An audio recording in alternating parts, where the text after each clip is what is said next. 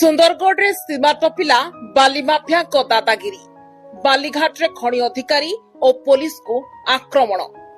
5ଟି ଚୋରା ବାଲିଗାଡି ଛଡାଇ ନେଲେ ମାଫିଆ। ଟାଉନ ଥାନାରେ କନିଷ୍ଠ ଖଣି ଅଧିକାରୀଙ୍କର ଏତଲା। ସୁନ୍ଦରଗଡ଼ ଇବ୍ ନଦୀ ଅମଲିପାଲି ବାଲିଘାଟରେ ଚଢାଉ ବେଳେ ଖଣି ଅଧିକାରୀ ଓ ପୋଲିସକୁ ଆକ୍ରମଣ କରିଛନ୍ତି ମାଫିଆ। ଚୋରା ବାଲି ବୋଝେଇ 6ଟି ଗାଡି ଜବତ କରି ଥାନାକୁ ଆଣୁଥିବା ବେଳେ ଅଟକାଇ ନିସ୍ତୁକ ପିଟିଲେ। ଜବତ ଗାଡି ମଧ୍ୟରୁ 5ଟି ଗାଡି ଜୋର କରି ଛଡାଇ ନେଲେ। ମାଡ ପରେ ବି ମାଫିଆଙ୍କ ହାତରେ ଗୋଟିଏ ଗାଡି ଥାନାକୁ ନେଇ ଆସିଥିବା ସୂଚନା। କନିଷ୍ଠ ଖଣି ଅଧିକାରୀ ପହଞ୍ଚି ଟାଉନ ଥାନାରେ ଏତଲା ଦେଇଛନ୍ତି। ପୋଲିସ ମାମଲା ରୁଜୁ କରି ମାଫିଆଙ୍କୁ ଧରିବାକୁ ତନାଘନା ଆରମ୍ଭ କରିଦେଇଛି। ଇବ୍ ନଦୀ ଅମଲିପାଲି ଘାଟରୁ ବାଲି ଚୋରା ଚାଲାଣ ହେଉଥିବା ସୂଚନା ପାଇ କନିଷ୍ଠ ଖଣି ଅଧିକାରୀ ଓ ଟାଉନ ଥାନା ପୋଲିସ ଘାଟରେ ଚଢାଉ କରିଥିଲେ। 6ଟି ଗାଡିରେ ବାଲି ବୋଝେଇ ହୋଇଥିଲା।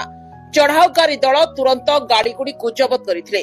ଏହି ସମୟରେ ବାଲି ମାଫିଆମାନେ ଅଚାନକ ଖଣି ଅଧିକାରୀ ଓ ପୋଲିସ ଉପରେ ଆକ୍ରମଣ କରିଥିଲେ।